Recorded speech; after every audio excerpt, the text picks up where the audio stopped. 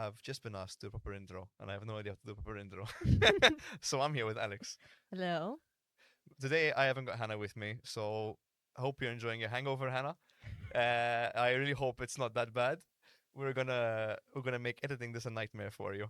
We were talking about what before we had to stop and start. Fish photos, Fish photos, nails, nails, handbags. handbags. Somehow they related. I can't remember how. What the fuck were we talking about? I don't. The new shorts, and we're showing up the new shorts. How to Yes, shop the new shorts. yes, exactly. I think the conversation ended there. And then we said Alexandra, Yes, Alex. you're because I wasn't asked any of this. I used to have a boss when I used my first or second job growing up was an archery instructor. I used to work for Malta Archery. That was my thing for like 4 years. I'm very random, I know. So niche. Very Lele, So I've niche. I've had one normal job in my life. I was a bartender in a hotel and I Okay. fucking hated it. I won't say which hotel it was. And I would never work in catering again in my life. But on a separate note, I think everyone should work in catering for one Maltese summer and learn how rude people are and how you should be nice to bar staff and waiters and waitresses and chefs because they deal with so much shit that they deserve a bigger tip. They do. But when I was working for this archery instructor, he was German and he was very. Yeah, he's not dead. He's alive still. He is very about names. He hated abbreviated names. Mm. So I know that it stayed in my head. And like with Danny, I call him Danny affectionately, and he doesn't mind being called Danny. And because I know so many Daniels, we have to abbreviate their names or give them a nickname. So like Danny is Funny Dan because he's a comedian. Then we'll Okay. have somebody else where, for example, I have a childhood friend I grew up with. I call him My Dan Okay. because he's the one I used to play with online, and you know him from when I was like 7. People know him as Danako because he plays online under the username Danako, so people call him Danako. Then another Dan I know, we would call him enough database Dan, a different Dan coming to my mind. With Alex, you don't mind being abbreviated. I think that when I was younger, I was always Alex. I was also always referred to as Alex unless I was getting in trouble. So if I was getting in trouble, it was Alexandra, get down. Pretty You know what I Maltese, mean? yeah. But otherwise, I feel like it would have been teachers calling me Alexandra. It was just always a bit more formal. So I think it was when it got to my friends, it was always Alex just because it was easier and shorter. And I think then the closer you are, it just gets even shorter. So Yeah. close friends will be like Al. You know what I mean? True, But true. someone who I wouldn't know wouldn't just say Al. You know, No, I'd they're be a gonna bit say like, Alex or I think Alexandra. if someone I didn't know came and was like Al, I'd be like, what? Do I know you? Who? I still that's the shitty part about having a one syllable name. Because Mm. Sean, you can't really shorten Sean. Shh. I got told that a lot as a kid, Shh. Ostia. But you can't abbreviate mine. Uh, I feel like when you in a formal setting, yes, you would use the whole name. Like Mm. if I'm going to introduce you to somebody, I'll say this is Alexandra. Okay. But if I'm speaking to you, I'll say Alex. Yes. Al, I don't know if I would say Al. I don't. There's a bit of an intimacy with Al. I Not even that, feel. but it doesn't sound like Alexandra anymore. Yeah. True. Sounds like. Because I was like because Al could be Alan. You know what I mean? Yes. Could go from there. Issa, um, I was going to have a gag and be like, I'm going to address the elephant in the room, and I was going to have a picture of an elephant, pull it out and show it to you, but I forgot to print a picture of the elephant. So I'm going to hope you imagine I'm holding an elephant in my hand here. Okay, it's a very light elephant. The elephant in the room is you are a woman, Mm. yes, that does combat sports. Arguably something more rare, especially in Malta, because combat sports globally is a very male dominated sport. There are less women in it, but in Malta even more so. Like in my gym, I'm thinking off the top of my head, I think I might just have 10 girls, Mm. maybe, or a bit less. You are even more rare because you've actually competed. In my gym under me, while I'm coaching, I've had only one girl fight for me. Okay. The rest have not. I'm trying to push them to, but obviously you can't. You can take a horse to water, you can't make a drink. Mm-hmm. So I have a shit ton of questions about that. About what it means to be Looking a woman in forward. combat sports, competing in combat sports, competing because you didn't fight in Malta, did you? You fought No, I abroad. fought in Dublin. How do you find just keeping it to Malta, training in Malta as a woman. I feel that there are quite a few misconceptions about women like training in combat sports. I feel that there is this narrative of combat sports being a male dominated sport, which it is. As in, if I go into any gym, whether it's my gym or whether I'm abroad training, the women, there are always less women than there are men. Um, I feel like there has to be a lot of respect between the female fighters and the men who that they're training with, because I feel that in training there sometimes they can be, obviously the men who I have trained with have all been extremely respectful, and I mean treat me as an equal rather than someone inferior to them, you know what I mean, as a second class gender within the combat sport gym. Mm-hmm. But you do definitely find it that either you're coming in and you're sparring, for example, and someone isn't even touching you. You know what I mean? That's not sparring. If you're hitting the air in front of me, that's not Yeah, sparring. yeah. You know No, what I mean? I know what Like you mean. going too softly. And then there are some people who it's, for example, then you can go on the other extreme and it's really, really hard sparring. You know what I mean? And I think it's difficult then that because I am a woman in a male dominated space, there's almost that feeling of you having to prove yourself a bit more, I You're not the feel. first person to say that to me. In fact, I have one of my close friends, Esther. She says the Okay. exact same thing. You kind of feel like you have to prove yourself with it. It's not I'm walking into the gym and it's I'm an equal kind of. You have to prove yourself and you have to want to be there and you have to be accepted to be there. You know what I mean? Yes. And there is sometimes what I actually like personally grapple with, I feel, is in sparring, for example, or if I'm doing drills with a man and I feel like this is too hard for me, you know what I mean? Like sometimes it's not necessarily worth it. Sometimes you're drilling for technique and sometimes you're drilling for conditioning, you know what I mean? Mm-hmm. If you're going to step into the ring, you need to know what it feels like to get hit, you know what I mean? Yes. 100% I agree with that. But if I have no fights lined up, I'm just training and I'm working on a technique, it doesn't necessarily have to be hard all the time. You No, have no, to no. choose when and where, you know? And I feel like sometimes when I'd be sparring with a man or I'm sparring with another woman, there is that feeling of this is a bit too hard for me. But Even with women. even with women, but I will not say anything kind of to show that I can be here. You don't have to go less powerful for me. And that's an ego thing. That's not a good thing I think necessarily. that's just like not even an ego thing. I think it's more because I know what you talk. I've been on the spectrum of being the student, feeling that way, and being the coach and seeing it happen. Mm. And I can tell someone's uncomfortable, but they don't want to speak up Mm-hmm. about it. I think it's. We were having a coffee earlier, and we were talking about two things that relate back to this. The one of like you don't want to make someone uncomfortable, you want to just go with the flow, Mm-hmm. and we were talking about fuck, I just lost it. I just okay. It will come back to me later.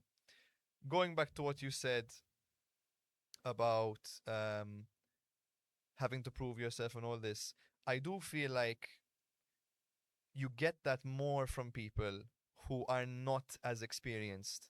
For example, we have a piece of merchandise where it says these hands are rated E for everyone. Okay. That's a gag and a joke because it's the girls in the gym are so ingrained with the rest of the guys that we don't really separate them based on gender. I've always taught my people to you don't segregate and separate based on gender. You do it by weight class, Mm-hmm. right? Granted, there is a difference between because I have one of my students who's quite light. I believe he's 55 kg, and I have a woman who's 55 kg. They're the same weight, but he is obviously going to be physically stronger. Mm-hmm. You adapt fine based on the gender, but you think more about the weight class. So I would know, for example, I'm going to bring an example. Have you met Taya? No. Taya's probably the lightest girl I have. She's like 47 kg. She's tiny. Her, when I spar with her, I treat her based on her weight class. Mm-hmm. And I would go with her the same way I would go with Aiden, who is 55. Not exactly, because again she's lighter. But I don't think she's a woman I have to go lighter. I think in my head she is much lighter than me. I have a massive weight advantage. I cannot bully her with my weight, and I can't outmaneuver her too much. I have to adapt. The same way I would do with Aiden. And the bigger guys than me do the same thing. Because like someone like Mark, Mm. Mark, if he wanted to, even Mark, Bartek, Stefan, Kyle, if he wanted to, one of his kicks could smash my head completely. He pulls back on power. He Yeah. can't kick me the same way he would kick Mark. Mark is bigger and heavier. Mark can take the shot. So my people have learned to adapt based on weight. I do agree, yes, there is a difference in strength in the genders, but that's just biology. Mm-hmm. Do you find that happens with the gyms, or do you still see man woman? I often think that if you're going into a gym, for example, and maybe say they didn't know your capabilities, but even if they do put your capabilities, if there are two women and you're an even number and it's two women, and then maybe you're not the same weight or you're not the same level, kind of, and then the others are like eight men, for example, the men will go together and the two women, it's almost expected that you're going to be together. You know what I mean? Yes, And that is not always good. No. helpful. It's not always good or it's always helpful because, for example, one of those men could be a beginner as well, and I'll be training with a beginner woman. You know, shouldn't you maybe put together so that you can kind of you go obviously if you're new to the Oh, sport, see, you're going to I take don't trust beginner longer. men with women. I don't trust beginner men Also true, to be honest. because you have to also remember the general population are not used to this sport, and Mm-hmm. when it comes to not even the sport, but like just being physical, they're not used to. They don't know how hard they can punch, and this Mm-hmm. is both genders. That I get some of the girls, they'll be hitting me at full fucking strength, and they wouldn't realize. And you tell them like, go easy, Mm-hmm. and then it goes a different direction where they're like, but you're a guy, you can take it, which Mm. is the stupidest argument in the world. Yeah. But I don't trust them because they one, they don't know how hard they're gonna hit. Two, they would do what you said, they just punch the air, right? And Yes. that's an experience that isn't I think them trying to be sexist. It's them just they literally don't trust themselves. It's case by case. Mm-hmm. You could get someone who's just sexist. They don't trust themselves, so to be extra safe, they just punch the air. Like I believe that you spar, you drill, and you train as you would fight, not in the intensity that you would hit someone, but if we're doing a drill where you have to work your block and you're Mm-hmm. gonna guard, I am not gonna hit your hands. I'm gonna aim for your nose or your chin. No, 100%. If you don't defend it, you're gonna get clocked, Mm-hmm. and that's how you learn. The difference being how hard I'm gonna hit you. I'm not gonna hit you to knock you out, but there should be an amount of pain you feel because that tells you, okay, I didn't block right. It went through. Mm-hmm. I don't want to experience that again, so now I'm gonna block. Yes. You not feeling safe enough to tell your partners to ease up, that's a conversation of its own because it could be, am I uncomfortable with who I'm training with? Do I feel like I'm hindering their ability to train? Definitely. And I feel like I've walked into a gym, and it could be, especially if it's a new guy who hasn't trained with us or whatever, and kind of I'd be paired up with him, and it's a bit like, because I'm a woman, you know what I mean? And it would, especially like you're saying, be like a beginner man. Yeah. And I feel like walking into a gym for the first time, some people either have a real ego about it, and it's like, I'm going to be Yeah, yeah, yeah, so good at this. Especially, for example, they've trained at the gym or they've done another sport. yeah. I'm like, it is completely Completely different.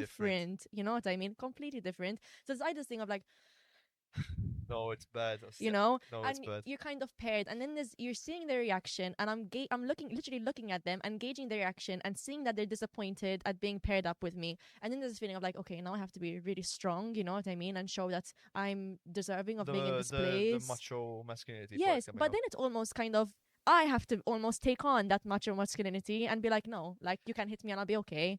Whose responsibility do you feel like it is in that case? Is it yours, his, the coach's, to kind of because that particular situation happens a lot, and I would argue it's the coach's responsibility. But now being a coach and having really busy classes, like sometimes I have beginner classes. There's like 16, 18 people. Mm. Doesn't sound like many, but that's 8 groups, right? All going at once. It's very hard for me as one person with 2 pairs of eyes to look around and regulate everybody.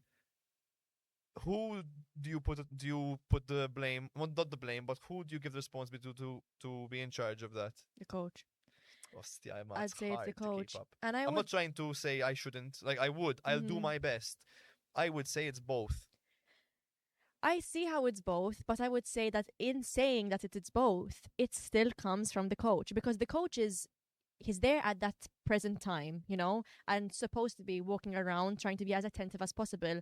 But it starts a lot before you actually enter the gym and Yeah, start the guy drilling. walked. Yes, yes, There yes. is the culture surrounding the gym. It is the coach who is shaping the gym culture, in Yes, my yes, opinion. I So agree. if it is this culture, if you shape a culture of fear, your fighters are not going to say that I feel uncomfortable with this.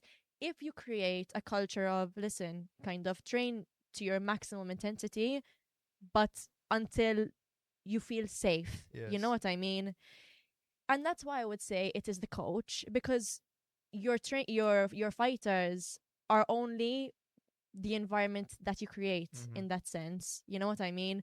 So there is that on the spot thing of you need to be walking around, you need to be being attentive, you need to be able to gauge how your fighters are feeling. You need to try your best to do that. I understand now you're in a, for example, an hour and a half looking at people all the time, and you can't. If you're on one side of the room and something is happening on the other side of the room, Yeah, you're you're only not human. five people, you know what I I do mean? walk around. Like I do walk around, and I have like two spots I stay at Mm, where I can see everyone at once.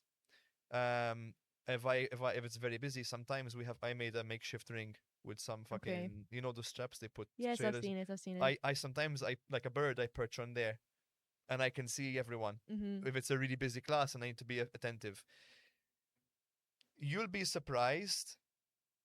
And this is weird when people think I'm watching versus when they think I'm not watching. What they'll do, like, forget the whole cliche of like coach isn't watching, we'll go slower. Mm-hmm. Sometimes I'll get the opposite. Coach isn't watching, I'm gonna go a bit harder. And Okay. I do see it. And the thing is, you only get one chance with me. Like I'm not very forgiving. If I see you've done it once, I'm gonna assume you're gonna do it every single time. So I will then decide who you go with, and I'll start putting people with you. And I have gotten, because this goes back to the ego. It's not very often I get it because these kinds of men don't stay in my gym because the environment itself doesn't like it. You get a guy who will continuously come to beginner classes only because he doesn't like the idea of being challenged and improving. So he'll stay with the beginners. He'll help the beginners out and make it seem like he knows what he's talking about. He's never sparred a day in his life, pretends like he knows everything, and he'll always go with the girls, the new guys, or those smaller than him. And he'll either flirt with the girls or he'll Mm. make the smaller guy he'll help the smaller guys. As soon as he goes with one of the bigger dudes, his demeanor changes. Suddenly he's tighter, more nervous and whatever. Those guys last 2 sessions, I think, or less with me, because I will continuously force them to go with someone who will put them in their place, and they're not beating them up. They are they're matching their tempo. And if my guy feels like he's going slow on purpose, he'll tell him, let's go, come on. Not harder, but just more intense. Mm-hmm. And they crumble us. Yeah, they really, really crumble. I don't get why they come. For sure, but you know how we had also spoken about there's a almost a food chain in a combat sport gym. This was during your dissertation. Yes, this You have was to remind me because I forgot it. okay. So we were saying, for example, about how people train with each other and the aspect of ego in it. Mm-hmm. And we had mentioned that it's almost like a food chain. You're on a food chain, and sometimes it can be a really rude awakening Mm-hmm. where you realize I'm not actually where I thought I was on this food chain, you know? And I feel like in these cases, there is this aspect of, oh, like I'm hitting someone and you feel strong and you feel powerful when you're winning. You Yes. know what I mean? Yes. And these people who they want to remain a big fish in a small pond. You know what I mean? They can't handle that the food chain is much bigger than them. Yes. They're much lower than they think they are. You know what I mean? Yes. And that's why they would never last, because it's delusion, and you know what I mean, it's not reality. So whether you stay in this beginner's class for the whole time, you're a coach, you're going to clock it and you're going Mm-hmm. to say, Clock it. listen, clock it. You're going to say you need to move to the next class. Like, Yes. you can't stay in a beginner's class forever, you know what No, I no. mean? You need to be pushed. Hmm. Yeah, I tell you, wait. I'm, as the kids would say, let me cook. There's a fuck up with that, Okay. right? Now, I have always said I am a terrible businessman. I'm a mediocre coach, and I'm a good fighter. That's how I define myself. From a business perspective, those yuppies, Mm. the retarded ones who have no interest in improving themselves and come just to show off to their friend at the bar and be like, I do Muay Thai, I do MMA. Those people are the ones you make money off from a business perspective because they are what you would call a safe client. They're never going to go and do something risky where you have to be attentive and put actual mental effort into them. But at the same time, they drain you mentally. I'm very in tune with people, with my students. If you ever decide to to fight,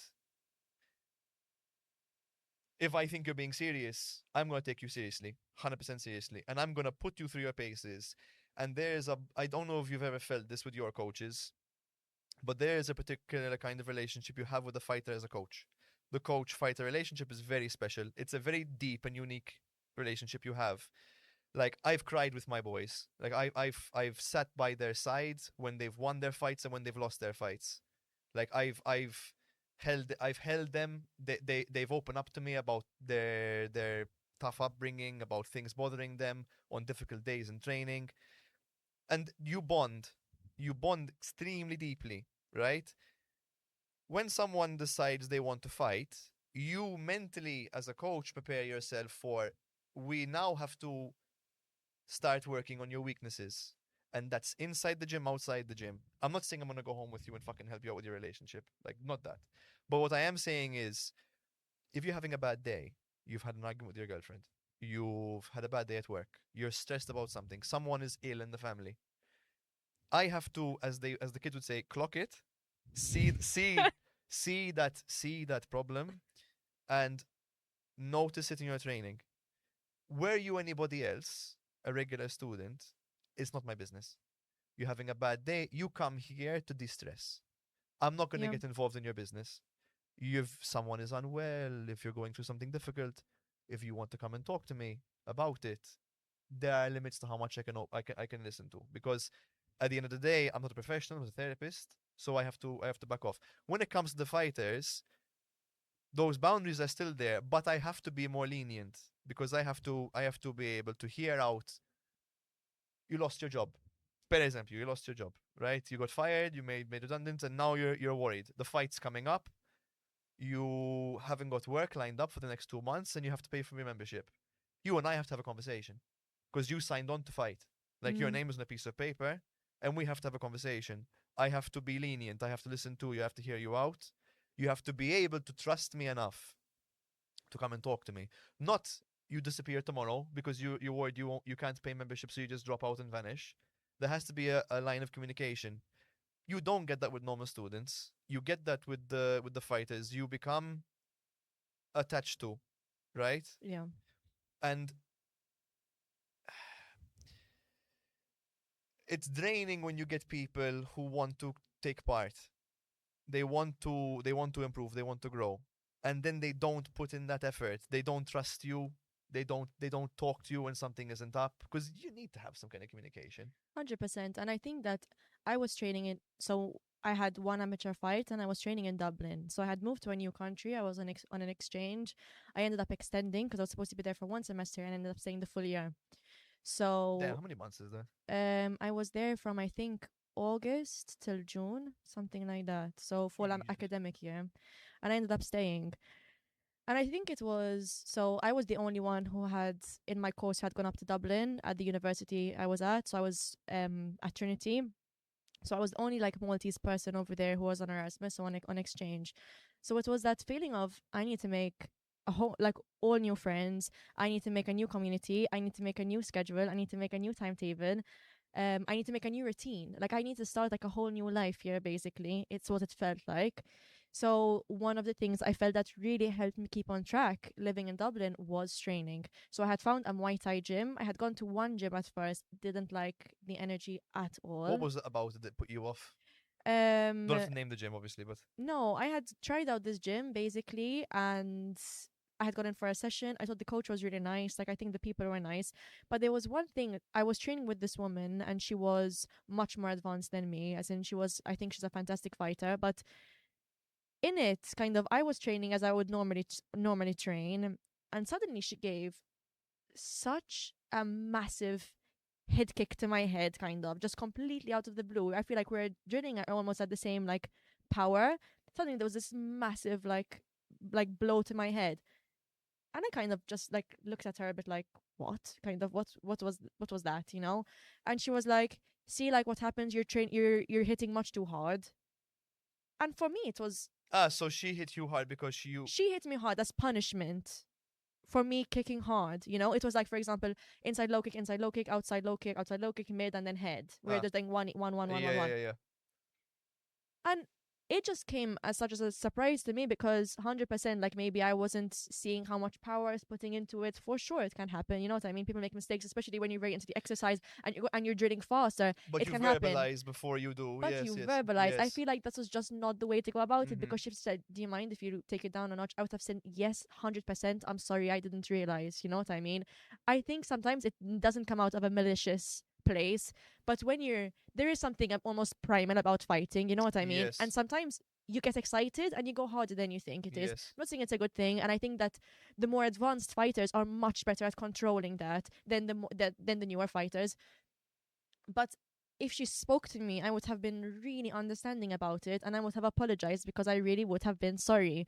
But this just came out of the blue. It kind of threw me off for the whole session, because it's in a place you don't know. I was feeling really embarrassed as well, because it's like Yeah, you're dizzy as well. Head you trauma. Ostia, when it comes to the head, that's and it was there was embarrassment. I was feeling anxious then. I wasn't comfortable at all, and I was like, I literally felt I could not walk back into that gym. Kind of, it yeah. had made me so uncomfortable. The whole thing, couldn't walk back in. Sometimes as well, your students. This is a coach perspective. Your students can fuck up business for you because that gym lost a client, Yeah, you know, 100%. and lost what was a fighter because you competed for another gym. Yeah. So the way I teach my guys is always verbalize, remind, especially with beginners, because beginners, we're talking about again, it's the primal thing. Mhm. They're excited, they don't know how hard they're going. Sometimes it's good to dedicate classes just about power, Mhm. controlling power, and letting them go harder, and then having them once they've hit the top go down again. And Mhm. have you ever? It's always the rule of everything. This is universal. Towards the body, you can go hard. Yes. Towards the legs, you can go hard. Barring obviously don't hit the knees, right? Towards the head, light. Light. Light, always light. And if someone hits you hard, this is where I think experience comes into it though, because I can tell when someone hits me hard if it's malicious or if it's on accident. Because and I say malicious not because they want to do harm to me, it's because they're getting irritated. Right? Mhm. You've ever had it when you're sparring with someone. They're getting the better of you and you feel like you're losing. You get pissed off. You get pissed You off, get which is pissed off. normal. It happens to me, happens to all of us. You get pissed off. And there's a sense of like, I don't know. No, I know You want to for get them sure. back, right? I think with experience, you learn how to emotionally regulate Mhm. and you learn how to. This is a skill factor as well. You have to be comfortable taking shots. Yeah. You have to be comfortable in your guard, right? Because what's happening is they're getting the better of you and they're in your head now. And if you're not able to hunker down, relax, bob, weave, and move, right? And your instinct is just, I'm gonna lash out, there's a problem. For sure, and you get messy. And it's either, if, for example, you're getting pissed off, you start getting messy. When you're getting tired and you're getting out, you start getting messy, you know? Like you're trying to give out your last bit of power. You're like, I really need to do something now because Yes. I'm getting tired, you know? And it's the same with that. And it's the same when you're getting pissed off. You start kind of, if you're not able to really relax your mind, for example, and kind of come back into yourself, you just start throwing randoms. And Issa, on that, outside of fight camp, I'd say the person getting the better of you has some responsibility to notice when you're upset, right? If I'm sparring, because I don't like sparring with beginners. I really don't like sparring with beginners because they're the ones that make me the most injured. When I do, one I have to fight. When I say fight, I have to fight their over aggression, and I also have to watch their emotion because I think it's a symptom of the world we live in. Most of the men don't know how to healthily deal with their anger, and when they're getting their ass beat, quote unquote, they get upset. So I also have to watch to see when they're getting annoyed. And when they are getting annoyed, I have to bring down the power and give them an opening. Because it's a bit like how we train race horses. You know how they train race horses? No. So this is where the term journeyman comes from as well, a journeyman, Okay. right? You have a horse that's slower than the other horses that loses on purpose. And you get the horses to race, and the one that always loses, and the one that's supposed to race next wins. And in their brain, it trains them that they have to win, right? Okay. It's a similar idea. I will be sparring. I will give you an obvious opening, and I will tell you it's there sometimes if I see you're really gone mentally. You land it, and there a bit of your spark comes back. You're okay, and it avoids the drama later of you had to fight to get it because I gave it to you and you took it and it landed clean. We keep going, and then you don't have to roll with the punches. So then, okay, you landed one on me, I land one on you, and it becomes a bit of tag back and Mm-hmm. forth. And that person slowly acclimates to it and regulates. The trick I find is you give them the same opening a few times, over and over, and then eventually they'll be able to land it without you knowing, without them telling you, right? Without telling them, sorry, and they get a little bit more comfortable. That opens up an amount of trust because not in everybody, for some people they go, Ostia, he actually helped me get something. So maybe he'll help me again next time. Okay. And the experienced guys do this. And they let the new people find these openings, you know? And then they give them small tips. Like when I'm boxing, my weight's on my lead leg. Mm-hmm. So you can go more from my lead leg and it's gonna land. Just be wary of my hands. And they take these bits of advice and it works. And it Mm-hmm. works and small things work. The problem there is you don't want to baby feed someone too much. Yeah. You want to give them just enough to where they figure out the patterns and things. And that builds trust. And then they can talk to you and then you can communicate, like we said. But going into a gym and just blasting someone hard right off the bat because they hit you too hard is not the mature way to deal with these things. 100% no. And I could tell that it was, like you had said, you can tell when it's someone pissed off and you can tell when it's an accident. 100%. This was genuinely, like, it was just pissed off, like, just threw something at my head. You know, you can't do that. And like I said, like, she was a much more advanced fighter than I was. You'd expect You better. know, you expect better, you know, because the experience that I've had with women and even men who are much more advanced than me, they will be this, they'll give me, for example, the tips, and they would say, listen, like, take it down a bit. And I've been told, for example, by people, by coaches, like, take it down a bit. 100%, because it can happen, you know what I mean, that you're going a bit too strong or We have whatever. sparred because we trained during one of your. I don't think we've sparred, no. You I think sure? we had drilled a bit, but I don't think we had actually sparred, to be honest. There was because I remember Oh, no, we did. we did We spar, did. yes, We because did. I We had did. come down to We Malta did. Fight Co and done a few rounds with Calvin's guys. Yes. Yes, you we were had. there. It was when he had. Was it when we had the Iska tournaments? No, or No, before that? it could have been like before I was going up to Dublin, to be Yes, I remember it was honest. before you went to Dublin because since you came back from Dublin, we haven't trained again Mm-hmm. together. I don't remember exactly like when it was, but I remember, and I remember like the area on the mat which we were training. I can remember that. Where was that? As in, it was at Malta Fight Co, as in, but you know how they split them into like 3 sections, so there'd be 3 people who are like sparring on the mat. Yes. We are the very one closest to the door. I remember that because I remember I was staying in that like section for sparring. Yes, but you were very civil, I felt. I no, that's the thing. I'm usually civil, and especially kind of I really chat. I do not stop talking, as in, No, so no, you yap. I yap, like I yap. Girl. I really yap, as in, kind of.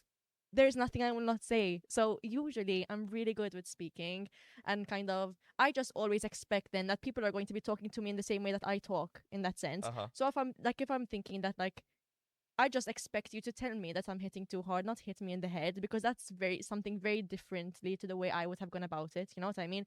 And this thing about the tips is also a men and women thing sometimes. Sometimes I think I'll be training with men and I feel like they're talking just to talk. Like they're telling me like They're just full of horse shit. tips, like, But shit, just and I was bullshit. like, what are you Like, saying? bro, the You know fuck. what I mean? I was like, what? Yeah. Kind of, you're just saying, you're just speaking to speak because I'm a woman and you think that you are better than me because I am a woman. I'm getting so many images in my head of people who used to train at my gym and they've left now.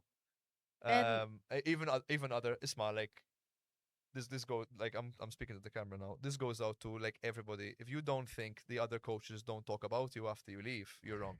Like if I have someone who gives me shit, and I'm gonna say it to you now. If we have someone who comes in to the gym and they have a really bad attitude, Mm, I text Calvin.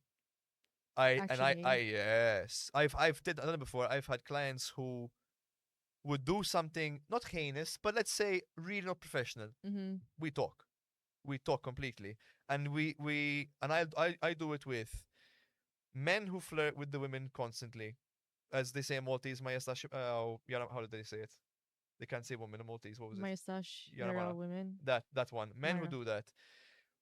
Um Women who this is a different argument entirely, but I do get some female clients who don't know what they're fucking getting into. Female Yes, clients. they have no fucking clue what they're getting into. It's a whole conversation of its own I get into, but they don't know what Muay Thai is, and they don't understand what a combat sports gym is. They think it's like a fucking fitness class, Mm, and they have no sense of discipline and structure, and they kind of act a certain way you would with a PT. And I am not a PT. I'm a coach. There's a difference between a PT and a coach. I talk about those kinds of people. People who will come in. This is more tourists and bombard you with negative reviews because you send them away because they came in late or they just weren't behaving. And I will warn other coaches about them. Like I had one instance of a client who really took me off guard because we had done a 1-to-1, super sweet, really good 1-to-1. They were very attentive. They were good. They had good level. They had promise. And I thought to myself, "Ostia, this person could do really well in the sport. I like the attitude. They listened. Everything was great. They wanted to come for classes. And I had explained with my gym, we have a policy. If you're not there on time, you're not allowed in. You have to be there okay. 5-10 minutes early, right? So you can get in, whatever, get your hand ups on and join. You come in late, I send you home. But just the rules. It's always been that way from before I was a coach. And I've kept that in place. Discipline, timing, punctuality, all this is important. They were gonna come in late by a lot, and I was like, "Sma, you can't come in. The rules, the rules." Mm-hmm. Even the fighters, like Kyle's my best friend. Kyle comes in late. I tell him you can stay, but you're gonna go on a bag. You can't join the class. I don't care. 5 minutes, that's it. You're on a bag. He won't come, or he'll do what I say. Go on a bag. He doesn't argue. He respects it. Mm-hmm. So what we do is I cancel the booking, and you get the credit refunded, so you don't lose any money at least. And the time it takes for it to expire doesn't go down. It moves. So Okay. not everyone's happy. You can't come on time because of whatever happens. That's life. Happened the second time, and then I was bombarded by not one, but three 1 or 0 star reviews from the same person on 3 different emails. And I said the gender.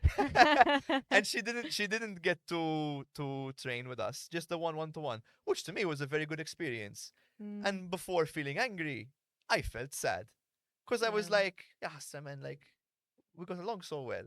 You did really well. Why you gotta be that way? So I sent a message and I was like, Isma, what's going on here? You can leave them there. Go ahead, the 1 stars. I don't mind. But I will post everything we said between each other. I will post the whole story, the conversation and everything. I'll do it. In what sense the conversations Because I though? explained to her the terms and conditions. I showed her how things work, whatever. And I was very civil. So the Mm-hmm. situation you can this is the thing when I go into like if I go to a restaurant and I see a 1 star review, I'm gonna check the person's profile because Okay. why is there a 1 star review when everything is 5 star? You know, Yeah. it's a bit fishy. So I said, if you're gonna do that, I'm gonna just say exactly what happened. Mm-hmm. Go ahead. I don't mind. Then they were removed. The 1 star reviews. Mm-hmm. They were removed. She never came back to my gym, and I'm sad about that because to me, wherever she would train, she would do well because she had good spirit. Mm-hmm. She was naturally talented, and she was very attentive, like to detail. If I made a correction, it stuck very well. So these kinds of character flaws, I don't know where they come from. You know what I mean? Mm-hmm. If you don't get your own way, you can't lash out like this. I think it's a young generation thing though. Because I wouldn't do it. I don't know if you can say that though. I don't think you can put this on a generation, to be honest. I think it's more that I don't know. She was just obviously like upset about again. This But one was there's a way to handle it. there's a way to handle it, and I would disagree with how she handled it 100%. I can say that.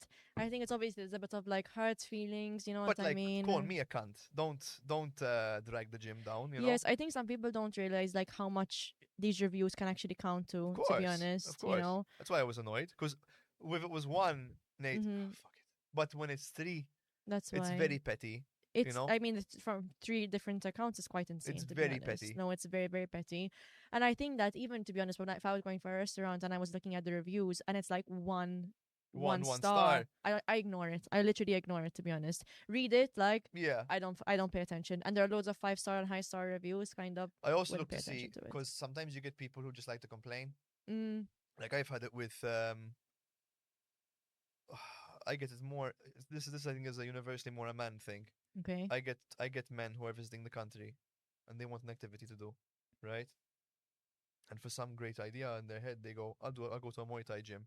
Never trained in my life, ever. I'll go to intermediate. They walk in, you ask them to shadow box, and they're like that. Yeah, Yeah. I don't know where they get it in their mind. It's a good idea to do these things. You tell them, Isma, mean, this isn't the level for you. I think you should probably go to a beginner's class. Yes. They leave a 1-star review. The coach was unprofessional. No, it's ridiculous, to be honest. This And is I why I have think CCTV as well. what? This is why I have CCTV. Because how can you? I don't know. I feel like this amount of like self-confidence sometimes. You've Uh-huh. never trained in your life and you're going to like an intermediate class, you know what I mean? I don't know, it baffles me, to be honest. But I would agree that it's a bit of a men's thing, to be honest. That yes. Have you seen that? I've said this last time in the other podcast. There's a woman that goes around and asks people if they could fight.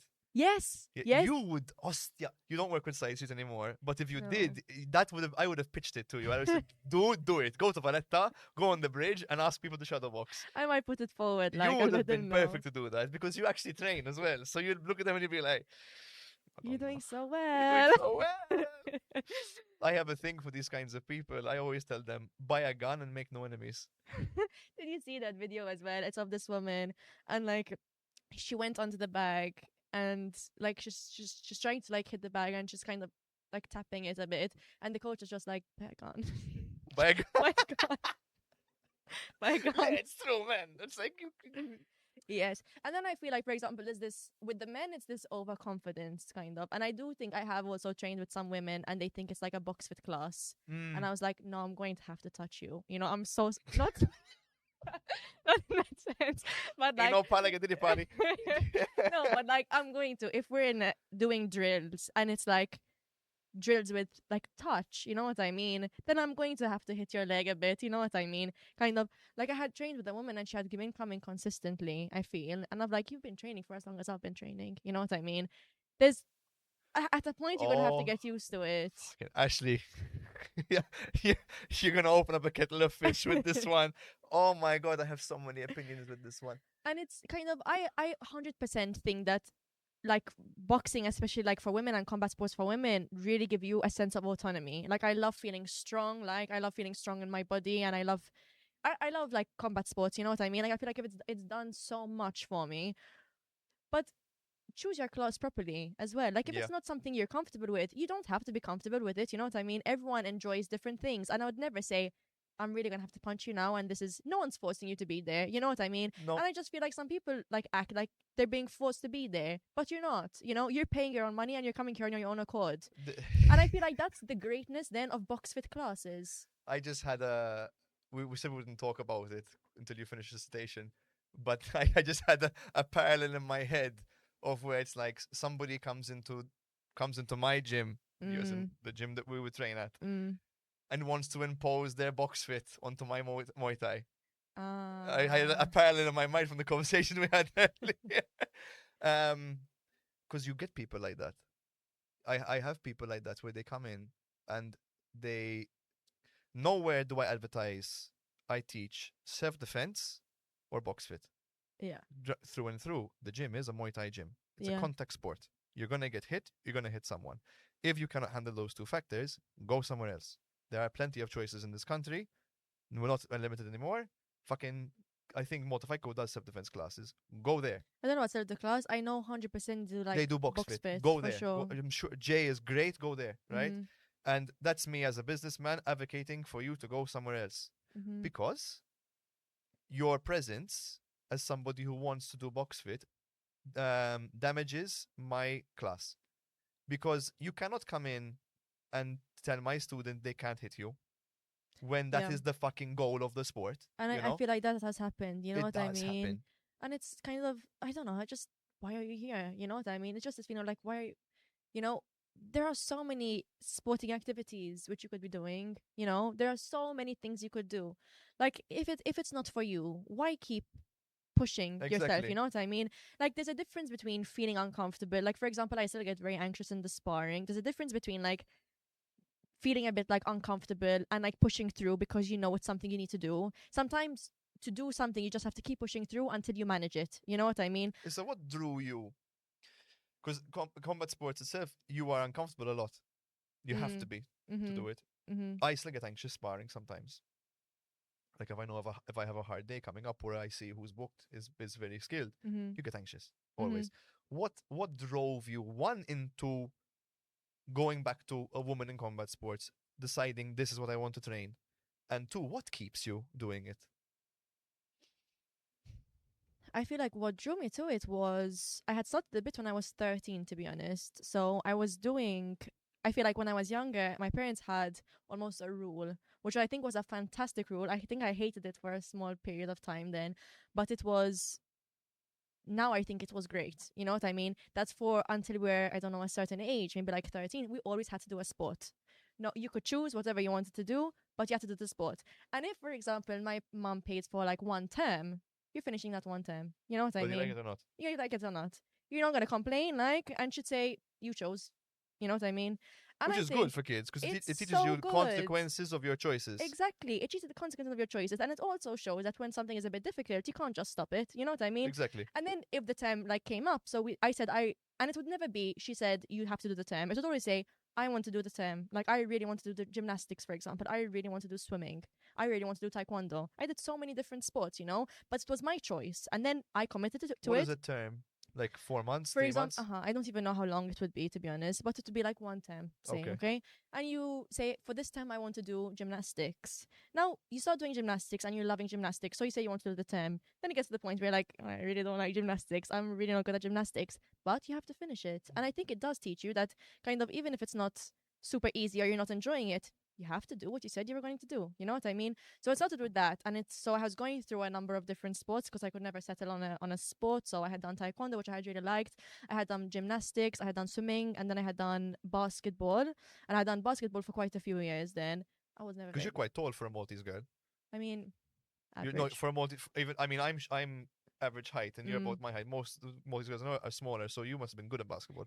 I wasn't. No. No. So why did you like it so much? As in, If I'm not good at something, I hate it. that's I don't know. I felt like I wasn't terrible, but I was never a basketball prodigy. I was never gonna be a basketballer. You know what I mean? I was It's never gonna happen. But there were parts of it which I really enjoyed. Like I liked the training. I also really loved the team aspect of it. I had friends there. Like there was a team part of it. But then I realized this also was not for me, and I tried. I was one of the girls who had also done training with, and she's like, "Why don't we just try something else?" And I think it was her who had said, like, "Let's try a kickboxing session." So I done one kickboxing session and I had loved it. You know, I I had really crave liked it. violence. Crave violence. Mother, I crave violence. No, no, literally. I feel like literally. I love it. I needed it and I loved it and I loved the intensity of it and I feel that after doing combat sports and after you get that taste of it, you can't do anything else. No, you You can't. can't. Alright, there are two really funny stories slash jokes about that. You could do any sport, right? If someone beats your ass, no one's gonna go, yeah, but I whoop you in basketball. No one's Literally. gonna say that. Once you get your ass beat, you No get your ass one. beat. And then that comes to kind of that primal aspect of it. You know what I mean? If you lose a game in basketball and you, for example, you don't think it's fair, there's that part of you like, okay, but come outside and I'm gonna fight you. You know what I Yes, mean? exactly. Like if you lose in a fight, you have nothing left. That's also like the saddest part about combat sports, Yes. Astya, because there's a certain amount of loneliness to it because you were talking about the team aspect. Mm. I really am not a team player. I hate team games. If I have to do a game and I have teammates, I fucking hate it. I'd rather play on my own because I cannot rely on people. Combat sports, as much as you train with a team, you fight alone. You're Mm-hmm. in that, it's me and you, and that's it. No one else. Your corner and your coach, your friends and family who are there to support you are part of the team. Mm-hmm. But at the end of the day, as much as your coach prepares you, you are responsible for yourself. Granted, if you have bad training, if you did this or that, things can affect from the outside. But at least, like in football, there are 11 people per team. If one of you isn't doing your best, it affects 10 other people. And there's a certain amount of weight on that. At least with this, there's a sense of if I fuck up, it's on me and no one else. Yeah. You know what I mean? So I'm not a good team player with that.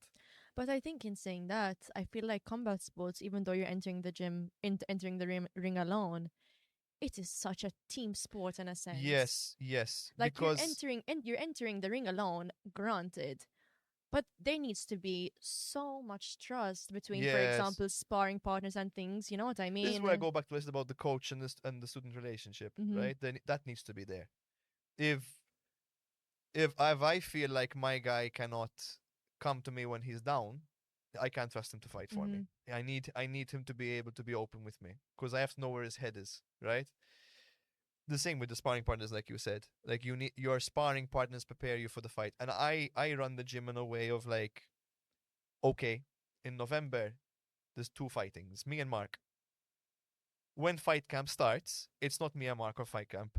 All of you are in fight camp. Every Mm-hmm. one of you. Even though you have no competition coming up, you will train with us as if you have a competition. Because when the bell rings for those rounds, and you are sat there in the bleachers or in the VIP wherever you by VIP, if you're sat there and you're watching the fight, you're welcome, Calvin. Um, you feel involved. You Mm-hmm. feel like I was there for the last 2 months with this fucking guy. He's beaten the shit out of me. I'm beating the shit out of him to prepare him for these next 6 minutes. Oh, 6 or 9 minutes he has. Right? There is the team aspect I agree with. Right? That Mm-hmm. that that is fine. That's where my patience for a team stops. Mm-hmm. Where it's enough a 2-on-2. Badly. I can't trust somebody. Mm-hmm. I cannot. No, for sure. And I think again, when I was training for the fight in Dublin, I had a really, really good relationship with my coaches. I loved them. You had a female or a male coach? They were male coaches, so they were two. And it was everyone in the gym was Brazilian, as In Dublin? in Dublin, yes. And then obviously then there were other like as in for example like the coaches and people who were running the gym were Brazilian. There was a lot of They were the Brazilians in Dublin doing Muay Thai. yes. Do you have any idea how fucking weird that sounds? Yes. But it was fantastic. And I think that Let me rephrase that. A Maltese girl in Dublin with Brazilian coaches yes. doing Muay Thai. Yes. Yes. And they were fantastic. As in my coaches, I had genuinely really loved them. And I feel that when you speak about the coach like student relationship, as in I almost felt like there was like a paternal aspect to it There almost at is the stuff. end. There is. And there was, for example, I had found the last bit of like water cutting. I had to lose a lot of water for leading up to my fight. There were a lot of things went wrong, kind of. So the last day I had to lose a lot of water, around 5 kilos of water I had to lose, like something insane like that. And I was first sweatsuit, then sauna, then this, then that, and that, like trying to lose it. And then I was in a proper like silver sweatsuit and Mm-hmm. it's heating me. And then there was one of the coaches next to me every like 20 minutes, 15 minutes. He's like, okay, time to get out. He'd wipe me with a card, all of my sweat, like a credit card, so to get it all off, and then put me back in.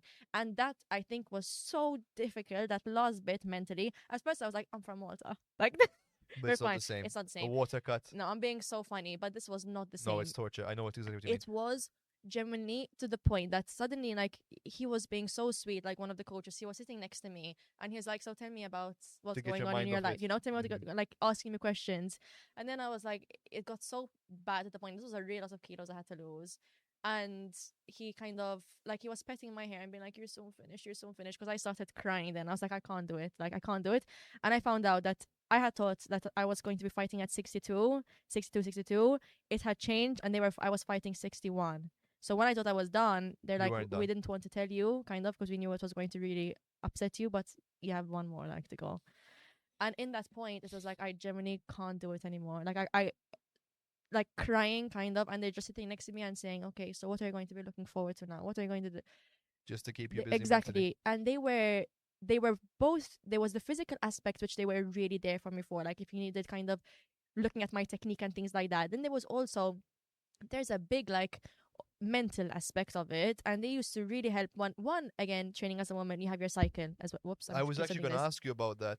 There's your cycle, and they used to, my coach used to track it, I like I try he used to track it. with my one-to-ones, I don't track it to the Uh-huh. dot, but I know where they are in their cycle. I Yes. have a rough idea. He didn't write it down, but But he used to but know. when I had my female fighter, we tracked. I don't think she wasn't on birth control, so she couldn't manipulate it to the right amount. Mm, But we got super lucky that she was ovulating on fight day, so okay. she was at her peak. Mm-hmm. Have you ever had? You were where were you when you? A very intimate question. I know, Emma. I don't even You got remember lucky or now. unlucky? I can't remember now. Because that must really, I mean, it must fuck with your head. Because you would know the date of the fight. So if Mm-hmm. you're keeping a close eye on it and you have an app or you track your period and you know where you're gonna be in 2 months' Mm-hmm. time, does it affect you mentally thinking, shit, I'm gonna be on or I'm gonna be in my luteal phase? To be honest, no. I say from a personal point of view, no, because I think that like I obviously track my cycle and everything, but I think it was always, I always see it as this is my routine. Like It doesn't affect I you as hate breaking my routine. hmm So if I say, as in, I'm really not training at the moment, but I was very disciplined when I was training for this fight. Like I was, so if it's my routine, and I think that if I said it's Friday, I have training, but I'm on my period, I'm not gonna go. It would have just thrown me off so much more than if I took the day off. You know what I mean? exactly. And you're not. That's not necessarily a good thing. You know, that's not necessarily a good thing What do you mean? Why not? Just because sticking through it. so that's how I do it. As in, I just stick through it. If I have something planned, I'll continue going, But that like works going for along you. with Why it. is that make another good thing? No, it works for me. But sometimes I think at that time there were times where I needed a break and I wouldn't give it to myself, and I ended up getting very injured before my fight. But that is something I think not related towards your cycle because that can happen No, to a man. hundred It's percent. I have never experienced a period firsthand, Mhm. right? But but I've been there and I can see how it affects my students. Mhm. I do think there are times where if it's really bad, nifmek, you need to Mhm. take a day off because you're gonna make yourself worse. But I admire the women I have who will come on their second day Mhm. and they'll still push through. They're not gonna do the best as they Mhm. normally perform, but they're still there. Mhm. They're still practicing. They're staying in their routine. Mhm. And they've said the same thing you have. They feel better sticking to the routine they have, regardless of their cycle, than if they had to take a day off because it throws them off for the whole day. Because then they're like, what do I do now in the evening? Or Mhm. what do I do whenever? So I do admire that amount of strength. But again, I don't know how it feels. I don't know how crippling it can be. I've seen it, but I don't know how crippling it can be. Mhm. And I question, and I'm gonna ask you this: Do you, a woman who Mhm. wants to fight, has the talent to do it, and despite her cycle, what's going on in her life, her issues or whatever, pushes through and goes to train, Mhm. versus a woman who, when she's having even the minorest of problems in her cycle, decides not to go to training? Do you think she'll make it as far as the other one, or you think it doesn't make a difference? To be honest, I don't like speaking as in on, for example, the topic of periods for all women because it varies I so agree. No, much I agree. from woman I'm to not going to take your woman. word as gospel Yes. because obviously there's severities to it and there are Mhm. conditions and all these things. But barring, excluding Mhm. that, what do you think? As in, I think in the sense that, especially with combat sports, you have to be okay with feeling uncomfortable. You know what I mean? You need to be okay with feeling discomfort. Now, again, only speaking from my perspective, because I've had, for example, periods which I've fainted with pain. Like sometimes they can be really bad, like really intense, and like it changes and varies so much for me. Imagine how much it varies from woman to woman. Of You course, know no, what of I course, of mean? course, of course. So I think I could see it on both sides. That one, the woman who pushes through means that she is really determined. She is really going to be okay with discomfort. She is willing to go through that extra mile. You know what I mean? Um, I can also say that the second woman is really intuitive and knows how to listen to her body. You know what I mean? Yeah, you're there, but there you're picking the best out of people, Astia. I You and are. I will pick the best out of people in this sense, because I feel like if you are determined and pushing yourself all year round, kind of, those few days which you're taking a bit of a Yeah, of break course. is not going to throw you off. So I can't say that one woman will do better because of how she acts on her period. You know what I mean? I saw. Now I can't talk about the cycle, but I can talk about the perspective of injuries, Mm. right? Because this is where I can relate to. I get some men who would have the minorest of little problems, like a pulled groin Mhm. or enough. Like I'm not talking about like a fucking torn ACL. Mhm. I'm talking about something simple. You have to learn, as you've said, to be uncomfortable. Those who work around the injury do better. Like I Mhm. had a partially torn meniscus for about a year or two. Now it's much, much better. You think I stopped? Like if I stopped, I wouldn't be able to train for 2 years. Mhm. I've broken my fingers. I've smashed my toes. I've had bruising in my ribs and sternum. I've had my leg double in size from swelling from leg kicks. Mhm. I've had concussions, broken noses. You train around them. As a man, it's easier to say and do that because, as Muay Thai is the art of 8 limbs, if one hand is a bit fucked, I've got my feet and my other hand, Mhm. right? Your period and your cycle affects you globally. Your Mhm. mood, your even nausea, it affects many things at once. So I understand there it's hard to train around, but let's say for whatever reason you cannot train, right? Mhm. It's due to your period you cannot train. What would you do instead to not lose a bit of an edge? Would you watch fights? Would you do theory work? Would you shadow box? What would you do instead? Or would you just take a complete rest day? Depends. Again, depends. I think that, for example, one thing that can be really painful is if you're on cramps and you're doing like tips to the stomach. Yeah, I Man, can that imagine. is awful. Like genuinely so painful, and like I feel no, like I feel like nausea. So I'll be feeling really sick throughout the session as well. It's uncomfortable. Do you tell your partners, your sparring partners, or your training partners you're Yes. on? Like Do you yes. find that most of the time they understand and they listen? Yes. Does it go back to what we said earlier where they become too gentle? Or you don't mind it? I think it depends on like again your training partners, and sometimes like when you're feeling like that with your stomach, like I feel like too gentle could. It's not always the worst thing, you know what I No, mean? I agree. Sometimes I'm like, I what I do is I avoid. So if mm-hmm. you tell me I'm having bad cramps, I won't tip you in the stomach, I'll tip you in the leg. Like Yes. upper thigh area instead, you know? And that is, I feel like, the intimacy between training partners. You're training with each other to better each other, even though it's inflicting pain on each other. You know what I mean? But there's a bond you get with that, I Hundred find. percent, Like hundred it's hard percent. to explain to somebody, but the camaraderie you have with someone else after you've done like 4 or 5 rounds of hard sparring with them, you don't get that after having a few drinks No. in a bar with someone. Like that's a very particular kind of bond you have. And that's why I would argue to an extent that combat sport is a team sport because of the bonds you create with the people who you're training I didn't say with. it wasn't a team sport. No, I said I don't fucking like teams. But no, it's a team. I agree, it is a team sport. in that extent. And I think so, for example, if I know that it's like I have really bad like cramps, I can't handle any like pain to my stomach or anything like that, I think it would be too much sometimes of a hassle to be going to training, even if it's not, for example, going to training and expecting like my partner to change all the drills because of me. You know what I mean? So to an extent, Yeah, sometimes it's just too much. So instead, go on a run or something like that because yeah. that's less impact to your stomach. Still do something. And I feel like my one thing that my dad always says is that you will never regret going to training. You will never come back home like and say, "Oh, I wish I didn't go." You know what I That's mean? true. It's very rare you get people who do. Like you would have days you don't feel like going. If you push yourself to go, you come back better. That's why It's I it's a agree. chemistry thing, because your brain releases endorphins Mhm. after an exercise. So you're gonna feel better. There's no choice about it. Mhm. The only time I think you'll regret going is if you get injured when you're there. Yes, That's for the sure. only time you're gonna regret going. But I'm saying in general, like, and for example, again, if it's on me, like personally, and it's my period, I will feel better going and coming back home and resting than if I had just stayed in bed. What would be the advice you'd give to other women who want, let's say they want to start combat sports? Um, they're not, I'm going to use a very special word, retarded in the sense of they're thinking it's going to be a box fit class. They know Mm. what they're getting into. They want to Mhm. start this sport, and they're concerned about working around their cycle or training around it. What would be the advice you'd give?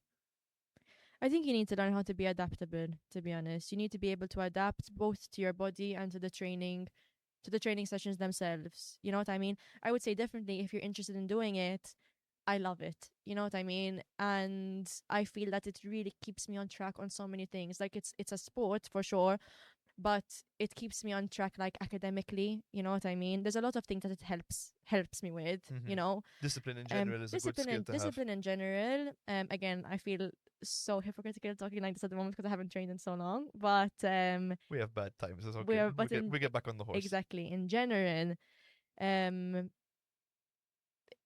it helps. You know what I mean? I feel like it really distresses me as well. Makes me a lot less anxious as well, to be honest. There's so much good in combat sports, so I would definitely recommend it. And you will learn, you know what I mean? To be able to get used to something, you need to do it. Yeah, true, So to true, be able to know how you feel on your period, you need to go try train on true, your true. period. And if you find it's too much for you, you adapt. You either change, for example, how you train in the session, or you do a rest day and you do something else, for example, or you go for a run instead on those days. But to learn that about yourself, you need to do it and you need to go through it. And I Isma, think like one of the girls came in and she told you, Isma, I tried the first, I did the warm up. I feel like shit. Can I just stay on a bag? I said, mhm, sure, of course, stay on a bag. I'm not gonna force you. you know, You know, like you're a coach. If you don't feel comfortable opening up to your coach about when you're having an off day, mhm, like there's a problem there with the gym. Like you should be able to do it. Going off what I said about women who know what they're getting into, let's say you have a woman that wants to get into combat sports. They tell you, I want to go try Muay Thai, mhm. but they don't fully get what it is and what they're going to get themselves into. How would you describe it to them? Thinking it's a box fit class, what would you tell them? I think the thing I would really kind of try and hone in is that you are going to get hit. You know what I mean? Like I think there's a big difference between a box fit class when you're hitting a bag and then there's something and there's someone trying to hit you. You know what I mean? It's completely different. And I'm not saying that one is better than the other. It depends on what you're looking for. So if they how they describe to me is hitting a bag, I'd say, listen, like Muay Thai, people are going to be hitting you. There is going to be physical contact. If you're not comfortable with that, probably a box fit class would be better for you. If they are aware and say like, no, I know, 100% go try it. You know what I mean? And even if they think that they're going into a box fit class, sometimes the best thing to do is to go and try it. You know what I mean? Yeah. And then you can say that it's 100% not for you or it is for you. You know what I mean? But I feel like even box fit and, for example, on the bag, you're on the bag and all of that. I feel like then there is this kind of superiority, you know, of the people who do like Muay Thai and the people who do box FM is fit. smart. This goes back to what we said earlier about taking the piss of the people who do basketball or other Mhm. sports. There is a superiority because there is something primal about fighting. Mhm. Whether you like it or not, like going back again to the food chain, Mhm. a footballer earning 11 million a year who's never had a physical education in his life against some fucking poor broke guy from Thailand who's been fighting since the age of 4 Mhm. and gets maybe €1,000 a year from fighting will every single time batter the football player, you Mhm. know? And there needs to be a study done for, I'm going to say this to Mike when he comes on, for being able to literally kill someone but having them in charge of you. That needs to be studied. Like I'm sure you've had it at work, at any job Mhm. you've been at. Like when I used to work behind the bar, I had it all the time. I'd have customers rude to me, or my managers be absolute assholes to me, and in my mind I'm thinking I could snap your legs. Like you wouldn't be walking ever again, and I have to sit here and hear you talk down to me. there needs to be a study done on the psychological damage that must do to someone, you know, and that will always be the case. But I feel like that's also part of the sport. You know what I mean? You need to be able to Yes, hold it it teaches you back. how to You hold know back. what I Yes, mean? and I was saying this to you before. I think once you understand violence and you really understand violence, then you can be peaceful. Mm-hmm. Until then, you are harmless, which is a very big difference. A Okay. peaceful man is a violent man who learns how not to be violent, Okay. right? A harmless man is someone who's hoping that evil has mercy. Okay. That's what a harmless man is, right? I lost my tangent. I was going on a point and I lost it. Harmless man Harmless versus before that, violent men. Person in power person in power on top of before that. you. We're talking about people who will get into boxing. Ah, You were box talking fit. about the Box fit. Yes. superiority. Yes. Yes, yes, yes. Yes. So there is that exists because that exists. Like it's Yeah. going to exist for everything. Basketball versus combat sports. Obviously, somebody who does combat sports understands that there are levels to this, and it's not about. I'm not denying you're a football player. You play Mm-hmm. in the World Cup. Of course, you're better at football than me, right? I'm not denying that. But I do feel a sense of superiority as a combat sports person because it is the case when it comes to survival. Like you now, where you were to walk down a street, Mm-hmm. let's say you said you started at 13, right? 13 as in I did it for like maybe a year and Okay, then I then I use stopped a and different started example. again when I was I much use a older. different example. Let's imagine you go to a function, you walk into a room, you have no combat sports training at all. No Mm-hmm. idea how to defend yourself. Zero. Nothing at all. No sense. Never sparred. Never had anyone physically hit you. Nothing. Ever. You walk into a crowded room. How do you feel compared to now? Compared to now. I feel like there is a difference kind of and maybe I like how I hold myself, for example, and things like that. I also don't feel that like me walking down the streets. Like I feel like combat sports has given me a knowledge of combat sports. Now in the sense of self defense, I feel more comfortable in myself in the sense that There's a difference. Yes, I'll agree. exactly Yes. I've been hit before, you know what I mean? But also if there is a man who's going to attack me, for example, I also don't have the self confidence to say like, listen, I just to let you know, I do kickboxing, for example, or No, I do no, Muay Thai, you no. know? But I feel like it has to be addressed that it does help with anxiety. It does help with a certain amount of physical safety. 100%. You know, like 100%. I'm sure you feel better now walking down a street at night than you would have if you had no experience in combat sports. And not even that, but let's say even just general fitness. Because Mm, my go-to, if you were gonna get into an altercation in the street, is bring the situation down. So verbalize, talk, and calm the situation down. If that's not gonna work, run. Don't start a fight. Like me mm-hmm. as someone, I love violence. I fucking love violence, right? My favorite thing in the world is competing. If you watch my last fight, I'm smiling the entire time. Yes. Like I love fighting. I would still avoid. I would still be like, smile, relax, it's okay. I'm not gonna I'm not gonna escalate the situation. De-escalate, and then get the fuck out of there. Mm-hmm. I would never get into it. I think just being physically fit, knowing I can sprint for like 5K. That's what I was gonna say. I feel like it's more running away than actually like the fighting, It you know, to helps, help. you know? And that's where I feel bad for people who don't exercise. I feel mm, bad. I don't actually feel bad for them because it's their own doing. But it's more a sense of like, you know how useful it is just being able to run. mm-hmm. Just knowing how to run away from something. Mm-hmm. Or just being able to pick something up. Like if the house is burning and you have to carry the kids out, You can hold them. I'd hope I can hold the kids, Yeah. you know? And I don't know. I feel like one, I've never been anywhere close to like a physical altercation kind of in the streets, so I wouldn't even know how I would react. You know what I mean? Um, but secondly, in the terms of like fitness, I feel like it's so important on so many levels. You Like think one, there's a difference between being fight fit and just general fitness? Do you think there's a difference in the two? yes, 100%.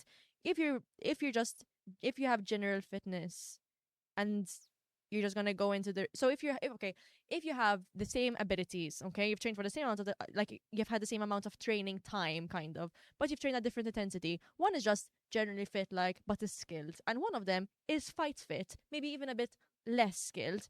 The fight fitness, like, there's so much importance in the cardio, you know what I I think it's mean? mentally as well. Yeah. Because if let's say you're doing I'll give an example of let's say high rocks, Mm, right? Granted, there are competitions. So you feel like you have to perform, right? But if you slow down, the only what's the word? Consequence is you don't win Or your time. or your time gets deducted. In fighting, if you slow down, someone's gonna fucking hurt you Mm-hmm. and you're gonna get really hurt. And that fear factor motivates you to not stop, you know? And I feel like when you're used to that fear factor, you unlock a certain kind of psyche Mm-hmm. where it's like, I have to go.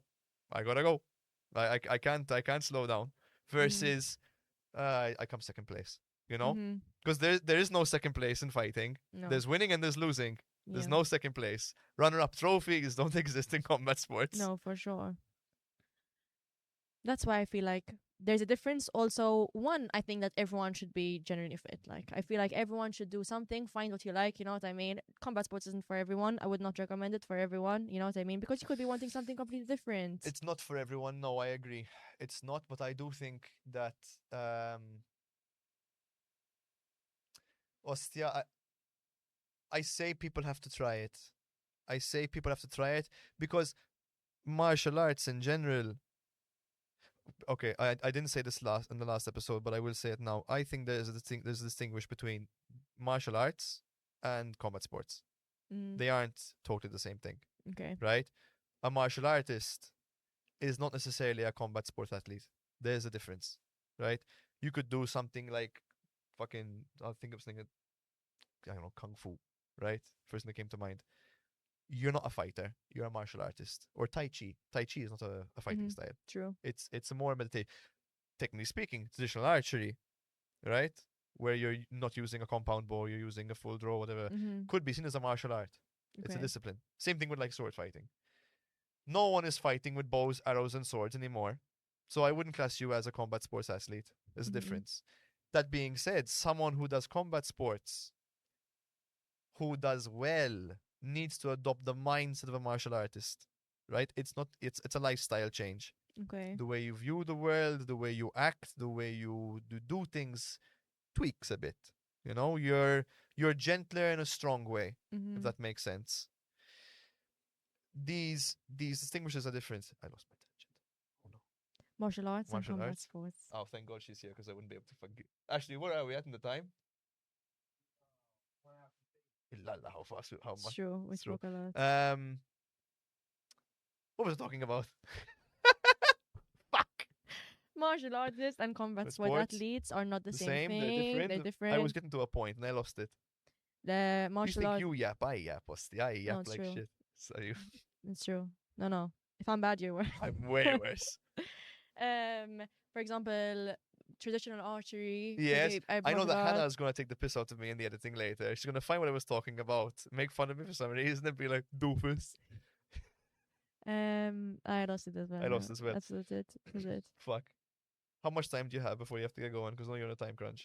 What time is it? Let's check. 12:30.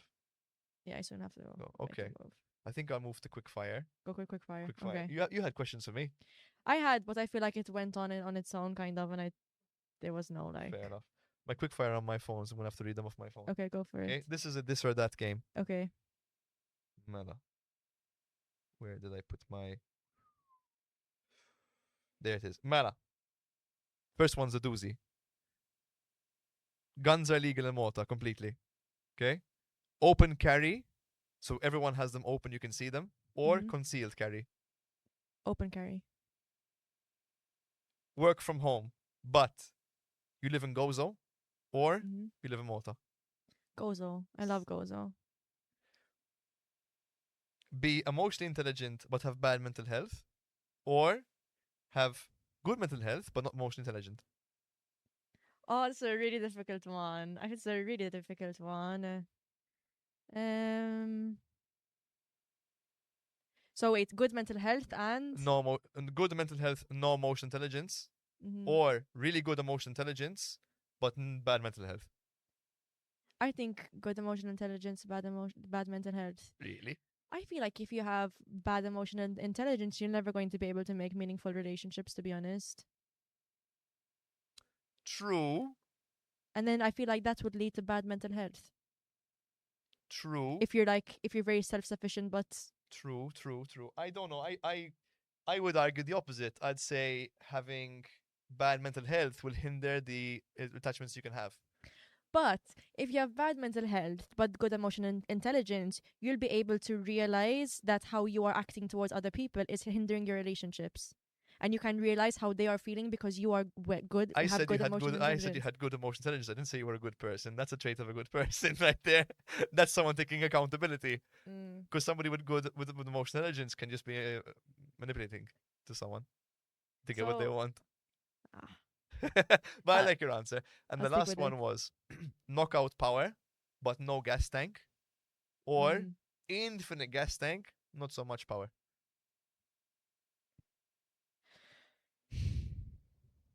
I think infinite gas tank, to be Same. honest. Because there's a certain joy in outpacing someone. That's why I feel like if you have knockout power, but like you don't get it in the first round, You're then you're fucked. fucked. You're Like fucked. there is a joy in. Okay, I'm not the strongest person, but I think I have a good gas tank, and going 6, 7, 8 rounds with someone. And Uh, just jumping and hopping around the ring, you know what I and there mean? and round 5 comes and they're like, oh fuck, and you're still like, let's go. That's why. So definitely infinite gas tank, I think. Because then you don't need power. Like they're gonna just collapse. That's how humankind got to where it is. Our cardio. Because Mm. we used to exhaust our prey. A gazelle would run away from us. 5 minutes later, we're there again. Runs Because you again. can keep We're running, like yeah, you we can can keep keep going. going. We can keep going. Mela, I don't know. I haven't got an intro and I haven't got an outro. Okay. So I think the best thing to do is to like end it with your takes on. Because I asked you your advice you'd give to women and who Yeah. would start combat sports and working around the cycle and whatever. Mm. For any woman looking to start a combat sport, what would you tell them to look for in the gyms they choose?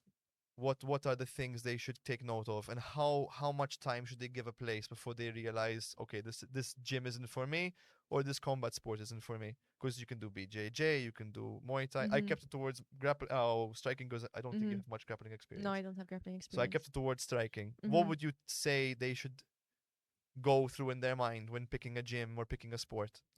I think I would definitely look for, if I was starting, for example, a new gym, that there are women in the gym, because it means that there are women there and they feel comfortable being there and they enjoy being there. You know what I mean? I would also look at like the type of sessions, what the type of sessions are there are. You know what I mean? I think it's so important when you're starting something, especially starting new, that there is someone correcting you. I feel like you really need to be corrected while you're doing something, or else you're going to learn bad habits Mm-hmm. very early on, and then it's more difficult to break a bad habit than learn something new, in my opinion. So I would really make sure that you have an attentive coach, that there are women in your gym, and that I feel like when you walk into a place, you can feel at You feel the ease, vibe. or you can feel a bit like tense. You know what I mean? Yeah. Obviously, if you're walking to a new place and trying something which you've never done before, there's going to be a little bit of anxiety surrounding it for sure. But if it's you feel your feelings move beyond that little bit of anxiety and you just don't feel comfortable, you don't feel safe, I'd say leave. Yeah. And the last one would be, what advice would you give to me? Let's say I haven't had many female students, right? Mm. Or not me, but a coach in general, and they want to attract more women to try the sport. They want more women to fight, not just like take part and train in the gym, but to fight. What advice would you give the coaches to help them with the women they have? So you have women in the gym already and they're nervous of fighting. Yeah, in my case, but let's say I haven't got any, but in both cases, whatever. I think that it would be one to speak to women who are professional fighters, or women who have fought before. You know what I mean? I think that is really, really helpful, because sometimes there is that feeling of like being a woman in combat sports. There are some things that are the same as men, 100%, and there are things that are a bit different. Like, for example, cutting weight. Like women, obviously, you have to be careful of your hormones. If you're not eating enough, you need to be Yes. careful that you maintain a healthy weight. These things are different. So sometimes speaking to, there are some men who are really great and really attentive with these things, but sometimes it is nice to speak to a woman who has herself, been through it. So if there are some people on the team who are a bit more, who are women but a bit more senior, I think that's really nice, and can be really helpful. I would also do a lot of, for example, if you say this is now is you have women in your team who are a bit nervous to fight or not like feel like they're ready for it and things like that, I would say that, for example, I was always a bit nervous of sparring and I stayed away from sparring. That was a very, very big mistake on my end. I think if there was, for example, a lot more like sparring sessions which were like more play sparring, you know what I mean, then always hard sparring. This I think And is good for both genders. goes for both genders. I'm just saying now that me as a woman and would have benefited me. Now, again, a lot of the advice can go both Both ways. ways, Yes, yes, yes. 100%. But it's important that you feel like comfortable just playing It around, should not be a necessarily. game. It's a It should be. game, It should you be fun. know. And that's the thing. Like that's what you have to remember, that you're training because you want to train and you want to be there. And there's an element of there which is fun, which you can't forget when you're training at that at that level, you know. So to definitely be more play sparring, and also sometimes if you have more than one woman, say it's like two who you feel like are ready to fight, put them together, you know, put them together. Sometimes having a training partner is fantastic. Like one of the women, for example, in Dublin, really like, again, she was a senior fighter, really took me under her wing and was so helpful about, like, for example, running, going to the sauna with me. Doing it with someone It sometimes makes it helps. so much easier, you know. So I would say doing that. And for example, like say on Thursday, if you both can go for a run together, that's someone holding you accountable as well. And you feeling if you have any anxieties, there's someone there with You you. have to You go and know, do it you then have to go because and you're do it. committed to it.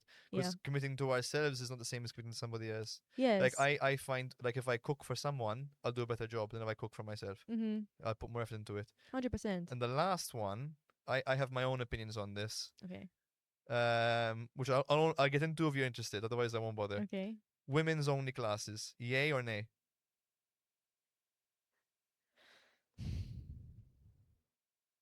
I'd say yay. You have to wait. I'm waiting. I'm waiting. I'd say I am all ears. I'd say yay, in the sense that, again, you're a woman, you're trying combat sports out for the first time. You don't really know what the gym looks like. You don't know if there are going to be a lot of men in the class. You don't know how they act towards women in the gym and all of that. Sometimes entering with a women's only class can be really nice and really, like refreshing. Like it's very like easy, you know, going about it.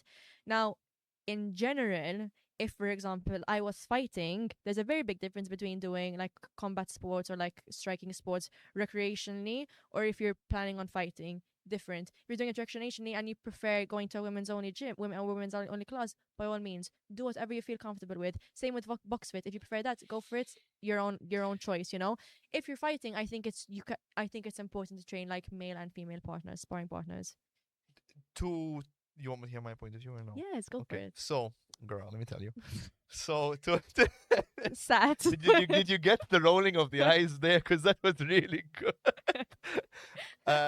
My God, if I ever have a daughter and she rolls her eyes like that, I think I'm going to kill myself. No, no, because that was sassy. So rude. Anyway, before I lose it. So, to an extent, I agree with you when it comes to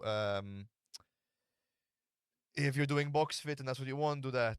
Hmm. I think segregating is never good, right? Okay. Segregation, you should only do segregation for weight class and age. I don't think an 8-year-old boy should train with a 40-year-old grown man. Mm-hmm. It's okay in the sense of like helping him out, but you can't expect an 8-year-old to have the same understanding as somebody in their 20s, for example, right? So there, okay, you have kids classes, adult classes. That I agree with. When you separate the genders, especially in combat sports, I feel like it breeds a lot more problems than it fixes. Okay. One of the things you have to be able to do as a man is adapt. If you, and I had made a post about this that did really well. If you feel like you have to go to women's only class in the this. gym, there's something wrong with the gym. Something wrong with the gym. I think instead of women's only classes, there should be a female coach, Mm-hmm. right? For the girls and for the guys. Because the men who actually don't have a fucking ego and understand that there are levels to this shit won't look at her gender. Mm-hmm. They look at her skill set and her experience and what she's done and respect her for that. And they will then learn and understand that you have to adapt for the weight and for the physical, like the bodies that we have, right? Mm-hmm. It doesn't mean I take you less seriously. It doesn't mean I have to prove myself to you at all. But when you segregate, you don't get to practice this key skill. You are too used to being comfortable. Issa, for introductory class, you could argue that it's a good idea because you're more comfortable. And I've done it before. I've had girls who do brunch. Have you heard of that group on Facebook? No. I've had them come in, I think, 3 times for like a workshop class. Okay. That's a women's only group. So Mhm. there I understand it, right? But I don't advertise and say that they should do that all the time. Like if it's you and the girls, okay. But I think it's important to learn how to adapt to what's in front of you. And having both genders is one of those things. And you build a false sense of safety in someone when you segregate. Because it doesn't really build healthy relationships in the genders either. You know? I agree to a lot of what you're to with a lot of what you're saying, but also I would bring it back to who is training and what are Yes, they yes. training for. Listen, if you're only comfortable doing that, do it. You know? You know, like also for example, you could be like you just want to get a bit more fit. You really enjoy that. You really enjoy like again like the community aspect of it. You enjoy like meeting new women, being around like new women. Like I get that. You know what I mean? It's a real sense of like again, especially in combat sports, like we are mentioning, there's a real sense of friendship around it. You meet a lot of, for example, you move to a new city and you want to meet like new women, like to make new like female friendships and stuff like that. Women's like you see this women's class only You and you're go like to maybe it, it's yeah. a great point to make friends and then this is why I bring it back to who is training and what is the meaning Yes. they're training. There are places for these things. Yes, there But there I is. don't think if you want to get good at the sport, you Mm-hmm. can't do that. You can't. Even and I'd even argue men who want to get good at the sport, you can't train with just men. You can't. You have to learn how to train with a woman as well. I Because agree, but that's because training at a certain level. yes. But Ostia, there's nothing wrong with everyone doing that. Even if you don't want to fight, Mm-hmm. it teaches you a life skill, like a valuable Yeah. life skill. One that you might, because again, we don't grow up playing anymore. Mm-hmm. We're stuck indoors, fucking on our phones and Mm-hmm. screen time. So whereas before, maybe 40, 50 years ago, everyone used to play together in the street, and you would learn at a young age the boys are a bit stronger than the girls. They develop differently at different times, and there are these differences. Now you Mm-hmm. don't get that. And I, Mm-hmm. I see it in men in their mid 20s that don't actually get it.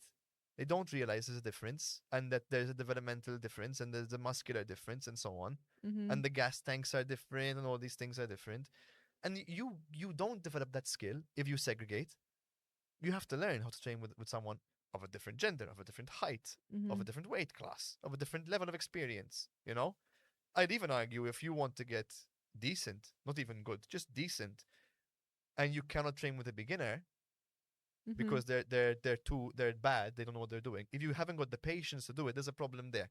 Yeah, You agreed. have to be able to be patient and help the beginner out. Mm-hmm. You know. I think we've kind of touched on most things. I haven't got any more questions. Okay. You have anything you want to close on? No, Cool. I'm good. We're good.